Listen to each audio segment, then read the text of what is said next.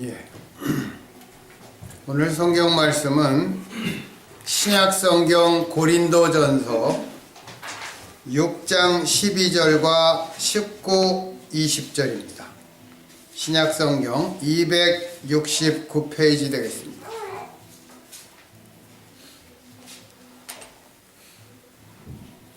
신약 성경 269페이지 고린도전서 6장 12절 그리고 19절 20절입니다. 다 같이 한 목소리로 읽겠습니다.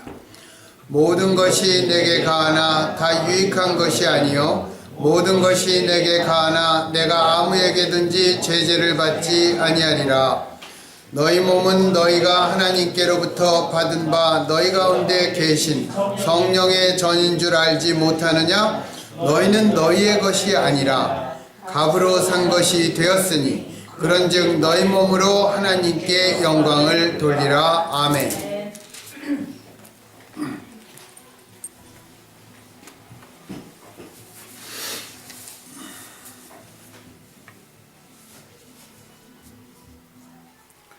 우리가 그리스도인들을 자유인이다 그렇게 얘기합니다.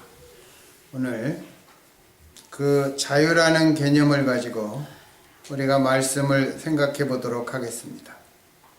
그 향수 중에 프리덤이라는 향수가 있는데 그 향수의 광고는 이렇게 됩니다.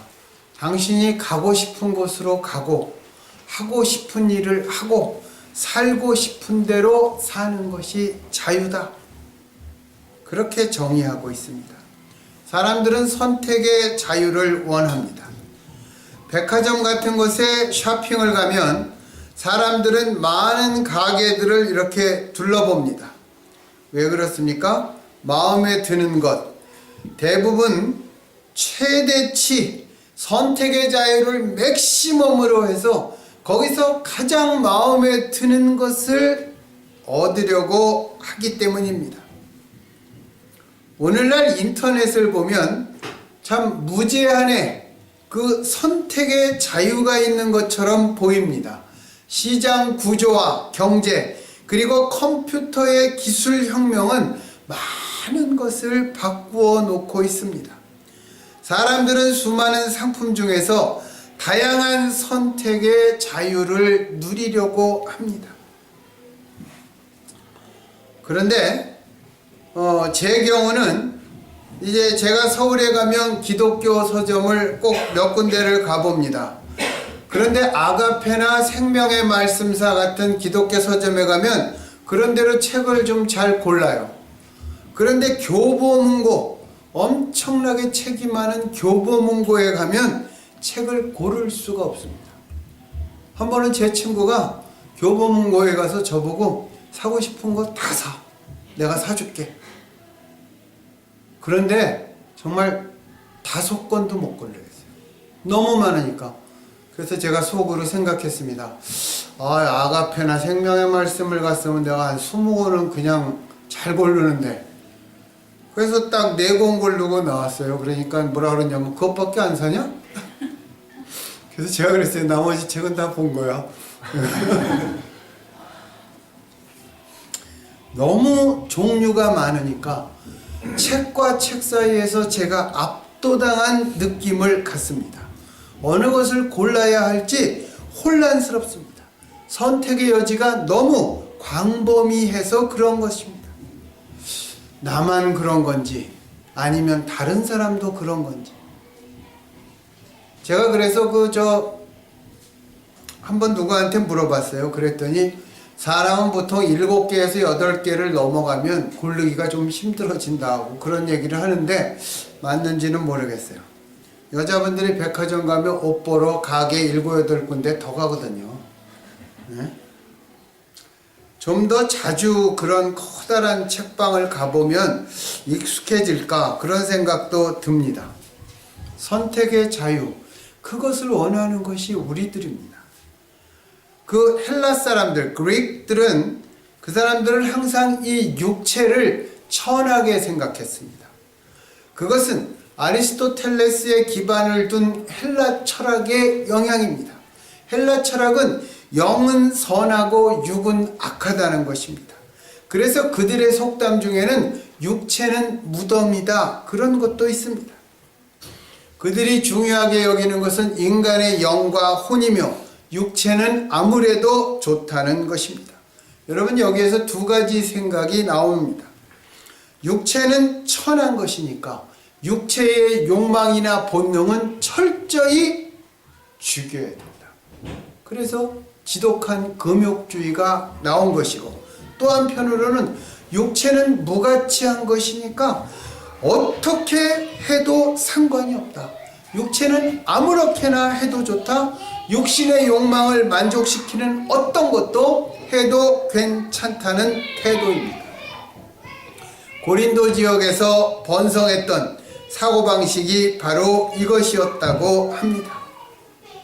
그래서 12절에 사도 바울이 이렇게 얘기하죠. 모든 것이 내게 가하다. 그것은 고린도 교인들이 하던 말을 사도 바울이 똑같이 반복하고 있는 것입니다. 모든 것이 내게 가하다. 그 말은 뭡니까? 모든 것이 내게 허락되었다. 그런 것입니다. 이게 고린도 교인들이 외치던 구호였습니다.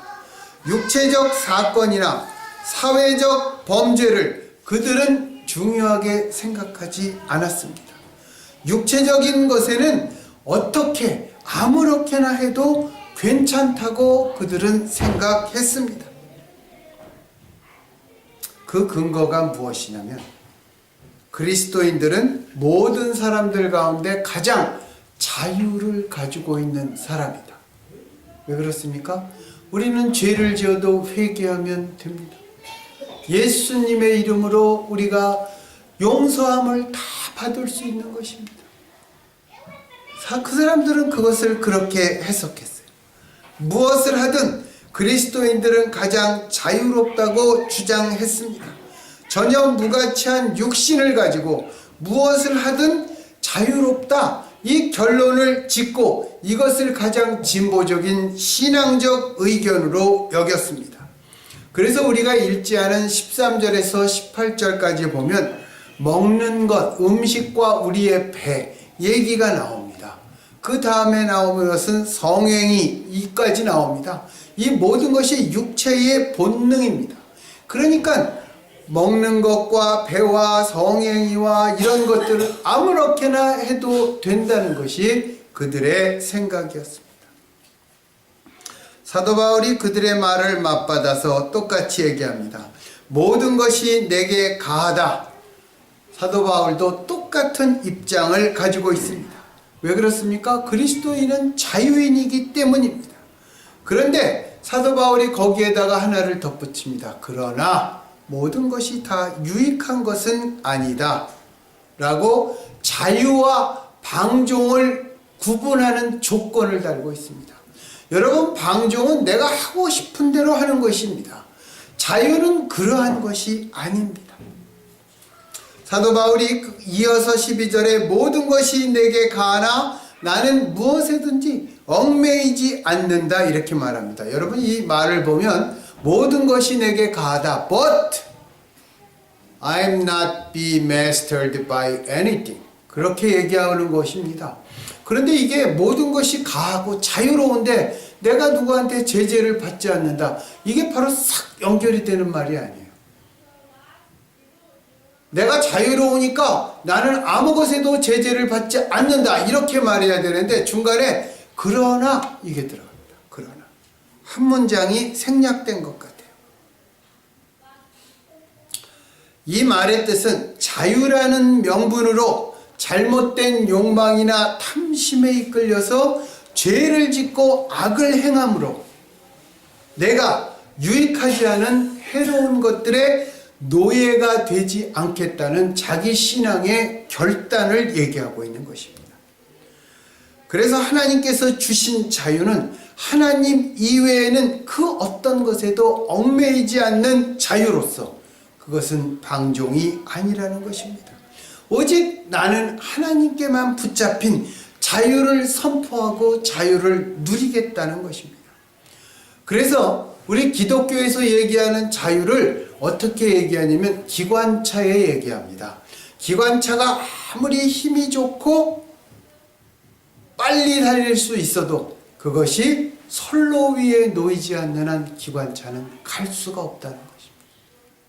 그것은 뭐 다른 비유로도 할 수 있어요. 배가 아무리 좋아도 땅 위에다가 배 갖다 놓으면 배는 움직일 수 없습니다. 그 선로의 길이 예수 그리스도다. 그렇게 기독교는 얘기하고 있는 것입니다. 대중문화가 정의하는 자유는 외적으로 구속을 안 합니다. 개인의 권리가 보호되어야 합니다. 자유는 미국의 건국 이념입니다. 왜 그러냐면 영국에서 퓨리탄들이 그 종교의 핍박을 피하기 위해서 이 신천지를 찾아왔습니다.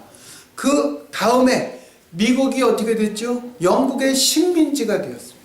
그리고 난 다음에 독립전쟁을 통해서 독립국가가 될 때 이 사람들은 식민지인이나 종교의 핍박으로 말미암아 그런 것으로부터 자유를 원했기 때문에 미국의 자유는 미국의 건국 이념인 것입니다. 그래서 자유는 헌법에 규정된 명시된 권리입니다. 그런데 그렇게 했지만 그 당시만 해도 미국 사람들은 그 자유를 누리고 표현할 기회가 없었습니다. 왜 그러냐면 제한된 선택, 무엇을 할 것인가, 무엇을 살 것인가, 어디에 살 것인가, 이것이 다 극도로 제한되어 있었습니다. 그 제한된 영역 속에서 열심히 일하지 않으면 그들은 생존할 수 없었기 때문에 자유를 그 사람들은 헌법에 명시했지만 그 사람들은 단순한 사회 속에서 살 수밖에 없었습니다. 그런데 오늘 우리가 사는 세상은 그때와 많이 다릅니다. 헌법이 허용하는 자유에 따라서 우리들은 무엇이든 믿을 수 있습니다. 신앙의 자유가 있습니다. 무엇이든 말할 수 있고 표현할 수 있습니다. 내 마음대로 행동할 수 있습니다. 설사 거짓된 것, 선동적인 내용일지라도 우리는 말이나 글로 인터넷에 남길 수 있습니다. 다만 타인에게 해만 되지 않는다면 무엇을 해도 되는 것입니다. 여러분, 자유라는 말의 뜻이 한자어를 풀이하면 자는 스스로 잡니다. 유는 나로 말미암아 유입니다. 그러니까 나로부터 말미암아 내가 어떤 것을 해도 되는데 남으로부터 내가 규정을 짓는다든지 제재를 당한다든지 구속을 받지 않는 것이 자유입니다. 그래서 오늘날은 이 자유가 우리가 생각하는 자유, 그것은 정말 우리가 상품을 고르는 그러한 선택처럼 생각을 많이 하는 것입니다. 그런데 이런 자유는 기독교 교회까지 침투해 들어왔습니다. 사람들은 종교마저 마음에 드는 대로 편집할 자유를 가지고 있기를 원합니다. 그게 여러분 자유주의예요. 19세기에 번졌던 자유주의 신학이 그런 것입니다. 오늘날도 그렇습니다. 그 세태대로 흘러가면 이 종교, 기독교 시작은 하나님 편에서 시작되었지만 그 끝은 사람 손에 놓일지도 모르는 것입니다. 그런 종교는 분명히 영원한 진리까지 희생시켜가면서 인간의 자유를 떠받들어 줄 것입니다. 만약 오늘날의 기독교가 이처럼 시대 정신을 따라서 시대 흐름과 함께 변천한다면 도대체 기독교가 줄 수 있는 진리와 유익, 그것은 과연 무엇이 될 수 있겠습니까? 여러분, 우리가 살아갈 때 작은 것 하나까지 깨어있는 삶을 살아야 합니다. 예수님이 우리 보고 뭐라고 그러셨어요? 깨어있어라 그랬습니다. 깨어있어라. 하나님의 이 말씀이 내가 지금 생각하고 행동하는 것과 이게 내가 딱 맞는가? 그것을 보면서 살아가는 것이 깨어있는 것입니다. 성경이 말하는 자유는 대중문화가 주장하는 자유와는 대조적입니다. 성경에서 말하는 자유는 예수 그리스도의 종이 될 때 찾아온다고 성경은 말씀합니다. 예수님이 뭐라고 그랬어요?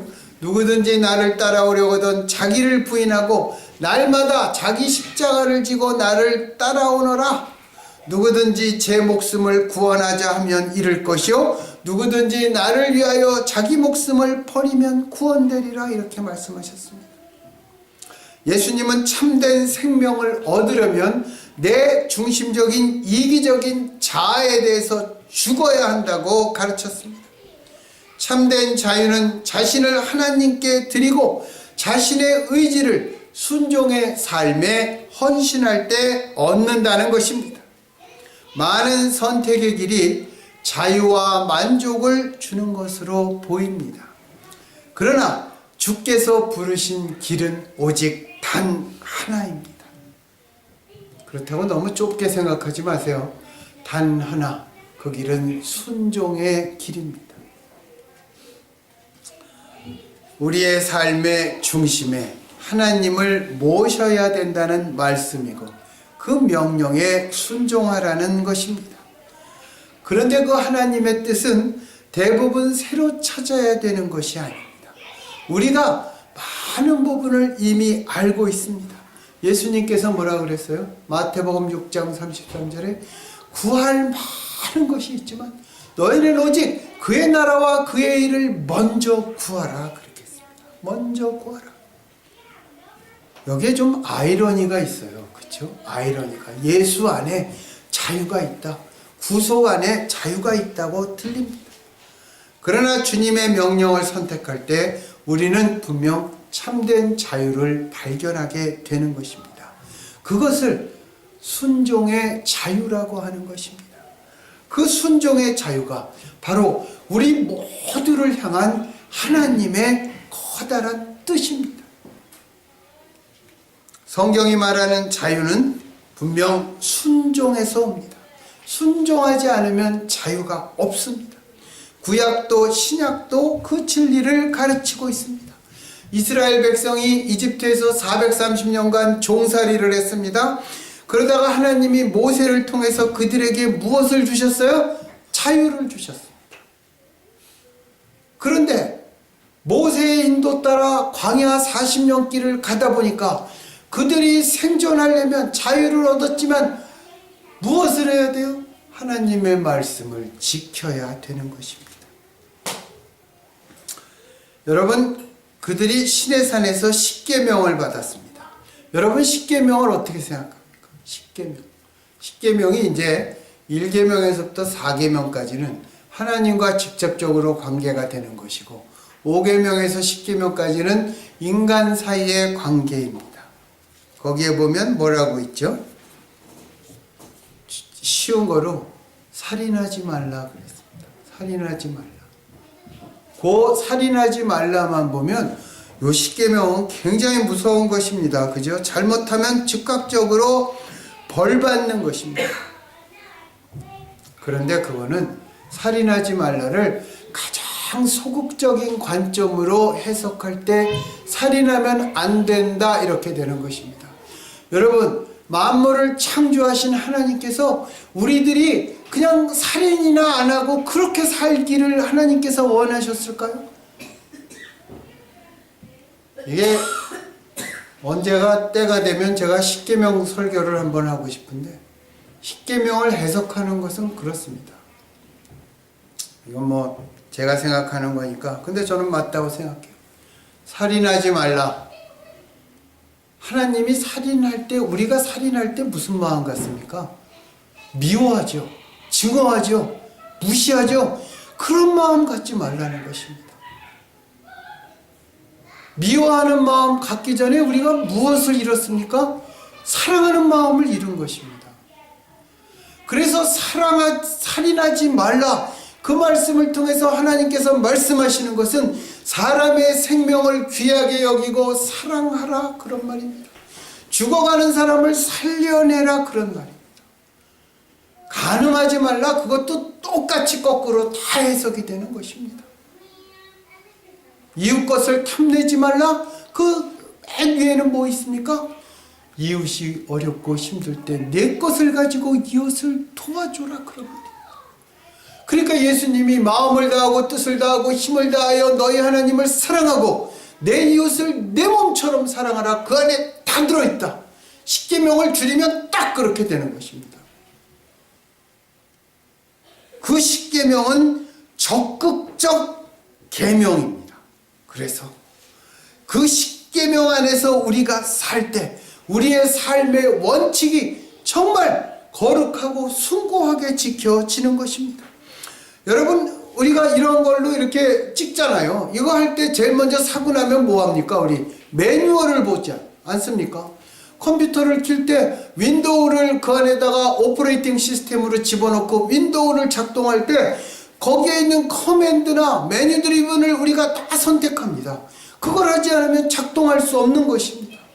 십계명도 마찬가지로 우리가 운영하는 어떠한 체계, 그런처럼 우리의 삶의 원칙, 그것을 가장 소극적으로 하나님이 말씀하셨던 것입니다. 그런데 유대인들은 그 율법을 심각하게 받아들였지만 지나친 심각함 때문에 율법주의와 자기의 의에 빠지고 말았습니다. 그들은 사람들에게 강제로 구속의 멍에를 씌웠고 내면의 변화가 아닌 외면의 준수를 요구했던 것입니다. 신약에서도 우리가 읽은 고린도서를 보면 고린도 교인 중에는 자유를 악용하는 사람들이 있었습니다. 그들은 하나님의 은혜를 불순종의 핑계로 삼았습니다. 불순종하고, 여러분, 예수님이 십자가에서 흘린 피가 수도꼭지 한번 촥 틀면 핏물이 쫙 나와서 깨끗하게 하고 잠그고, 그 다음에 또 내가 잘못하면 수도꼭지 틀고, 그런 것이 아닙니다. 그 안에 예수님의 신음이 있고 고통이 있고 생명이 있는 것입니다. 그런데 고린도 교회는 자유를 방종의 구실로 삼았습니다. 심지어는 자신의 죄를 자랑하기까지 했다 그래요. 그것이 왜 자랑하냐? 나는 예수 안에서 용서받을 거니까 이만큼 자유하다. 그 증거로 자신의 죄를 내세운 것입니다. 아버지와 아들이 한 여자에게 다니면서 성관계를 맺었다. 그 얘기도 나와요. 거기에 보면 그거는 믿지 않는 사람들도 그런 짓은 안 합니다. 그래서 사도 바울은 모든 것이 내게 가하나 다 유익한 것이 아니다. 너희 몸은 너희가 하나님께로부터 받은 바 너희 가운데 계신 성령의 전인 줄 알지 못하느냐.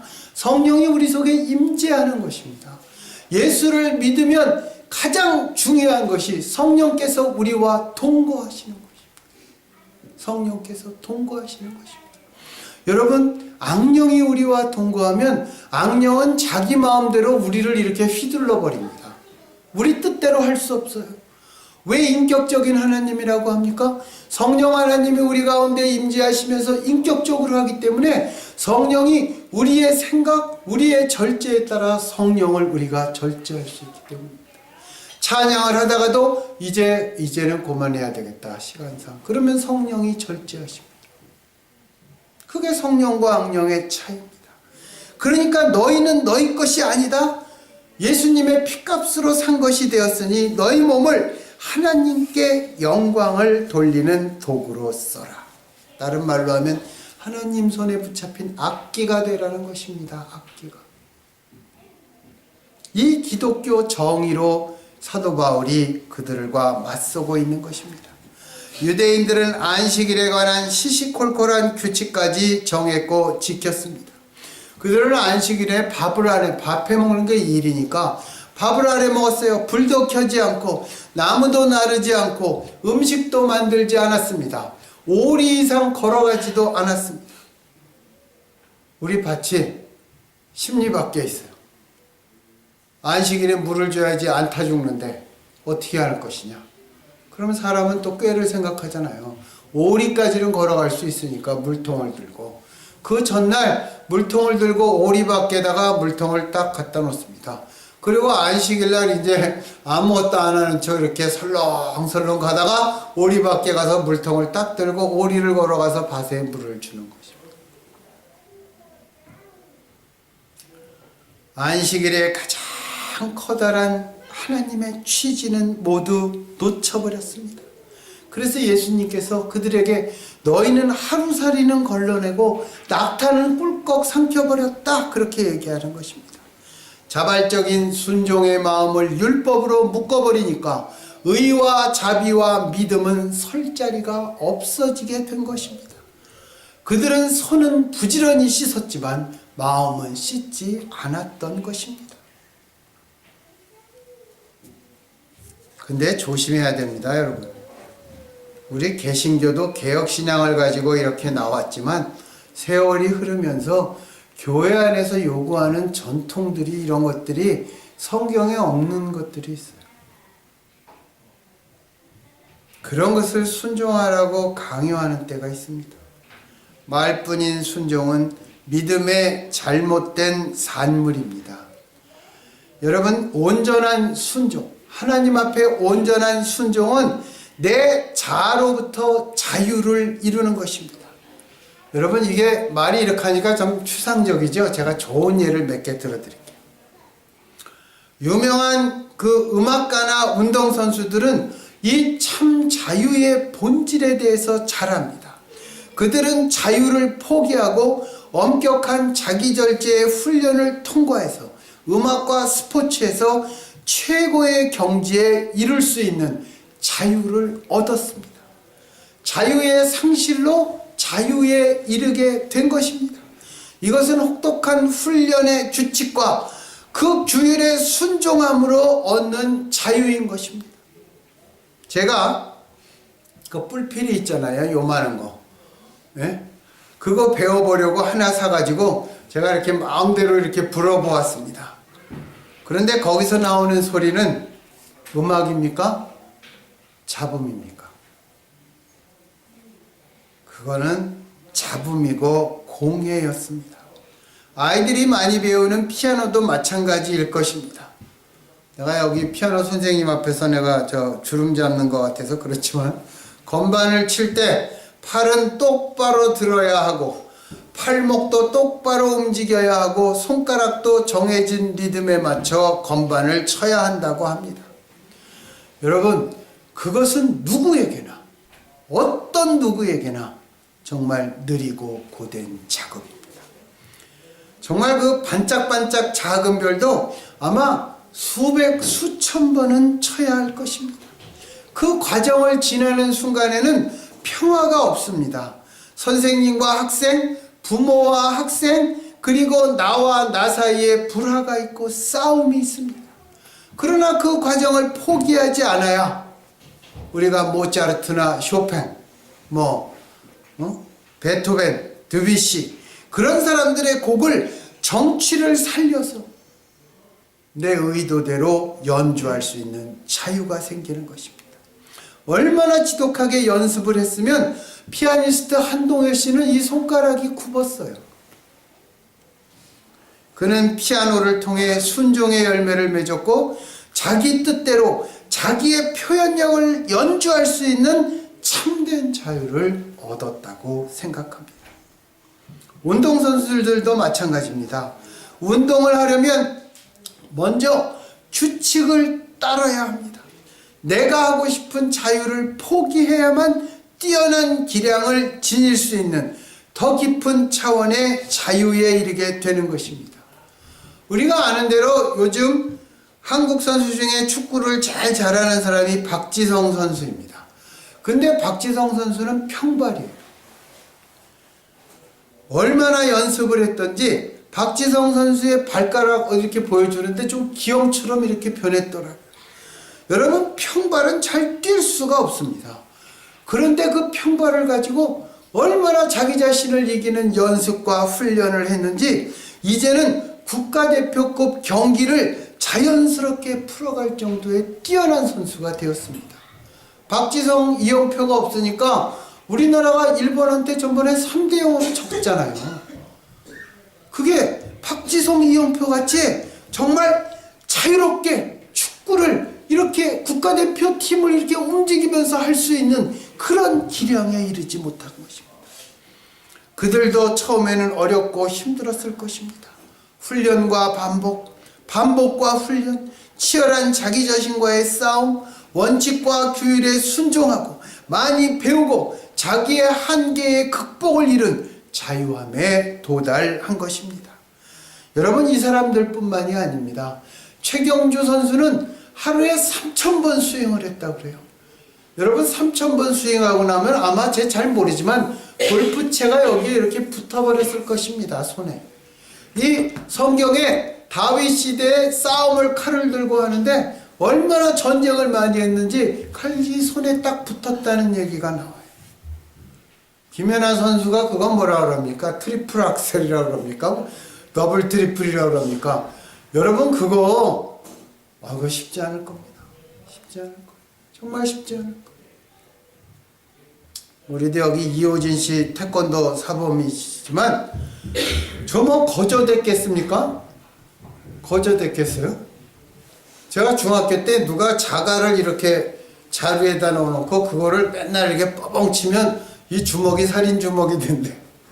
그래서 내가 그럼 나도 완반지를 한번 해봐야 되겠다. 그리고 하루 딱 치고 나니까 그 다음날 하기가 싫더라고. 그래서 안 했어요. 힘드니까. 수없이 반복되는 엄청난 훈련을 통해서 그들은 무엇을 배웠습니까? 순종을 배웠습니다. 순종하고 나니까 그들이 나중에 이룩한 것이 무엇이에요? 자기 분야에서 자기의 뜻대로 실업할 수 있는 자유함을 얻게 된 것입니다. 한 종류의 자유를 포기함으로 다른 종류의 자유를 얻게 된 것입니다. 이 자유를 향한 길을 예수님께서는 좁은 문이다 이렇게도 얘기하셨습니다. 그 길은 좁고 험하다는 뜻입니다. 또 그 길을 가는 사람이 적다 이렇게 말씀하셨습니다. 우리는 그 길을 예수님께서 가신 길이라고 합니다. 예수님께서 가신 그 길이 좁은 것은 우리 속의 모든 이기심과 자유처럼 보이는 방종을 가차없이 기름을 짜내듯이 쫙 짜냈기 때문에 그 길을 좁은 길을 갈 수 있는 것입니다. 좁은 문을 들어가 지나갈 수 있는 것입니다. 그 길은 우리에게서 내 자신만을 위해서 살 수 있는 세상적 자유와 만족을 빼앗아 갑니다.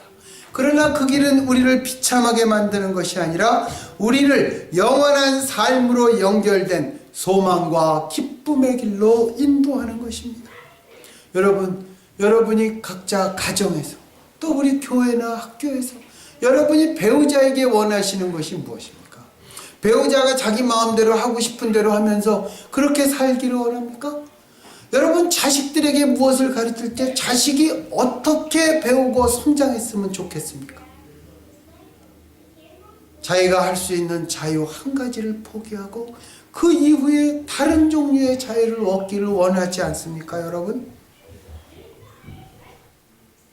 우리가 원하는 것은 이기적 자유가 아닙니다. 우리가 원하는 것은 순종의 자유입니다. 왜 그런 생각을 하는 것입니까? 우리가 우리의 것이 아니기 때문에 그랬습니다. 예수님께서 핏값을 치르고 우리를 사셨기 때문에 그렇습니다. 그러니까 내가 내 마음대로 해서는 안 되는 것입니다. 오직 나를 생명을 주고 사신 예수 그리스도에게 순종함으로 우리가 예수 안에 있는 자유함에 이르는 것입니다. 새해가 시작되었습니다. 말로만이 아니라 새해에 정말 우리가 어떻게 살아야 될까요? 여러분 어떻게 살아야 되겠습니까? 우리가 좋은 일을 많이 하기를 원하지만 제가 한 가지 얘기하겠습니다. 제가 교회 처음 시작했을 때 그 교회를 전에부터 다니던 사람이 하나 있었고 또 교회를 처음 나온 사람들이 몇 명 있었습니다. 그 중에는 조자택 유학생이 몇 명 있었어요. 그런데 이 사람이 저 사람들은 학생이니까 가난하게 살 것이다. 그래서 주일날 되면 그 사람들이 가는 그로서리에 가서 이렇게 장을 볼 때 졸졸 따라다니다가 계산할 때 앞에 가서 돈을 탁 내줘요. 좋은 일입니다. 그런데 여러분 주는 게 어렵습니까? 받는 게 어렵습니까? 주는 게 어려워요. 왜? 받는 거는 그냥 감사합니다, 미안합니다 이러고 받으면 됩니다. 주는 거는 상대방의 마음이 어떤지 거기까지 생각해야 되는 것입니다. 그 조자택 유학생이 나중에 저한테 그걸 이제 한 번 해서 감사히 받았어요. 그 다음 주에 또 그러는 거야. 또 사주니까 두 번째는 어쩔 수 없이 받았는데 뭐라고 얘기하냐면 저한테 그러더라고요. 선배님, 저분이 안 그러셨으면 좋겠어요. 그냥 나는 내 식대로 살고 그 다음에 저분도 힘들게 일하시는데 안 했으면 좋겠습니다. 그게 제 마음이 편합니다. 근데 그게 참 말하기가 어렵더라고요. 그게. 그래서 내가 그랬지. 시장을 그러면 주일날 가지 말고 딴 날 가라. 예, 그렇게 하고 해결을 했습니다. 예. 그렇게 갖고 그래서 내가 좋은 일을 해도 여러분 내 중심적인 방식이 있는 것입니다. 거기서도 벗어나야 돼요. 오늘 읽은 그 말씀이 그 고린도전서 10장 23절 24절에 가면 또 나옵니다. 그런데 거기에 보태지는 것은 나의 유익을 구하지 말고 남의 유익을 구하라. 이렇게 덧붙여져 있습니다. 내 자아로부터의 자유는 그것까지 도달하는 것입니다.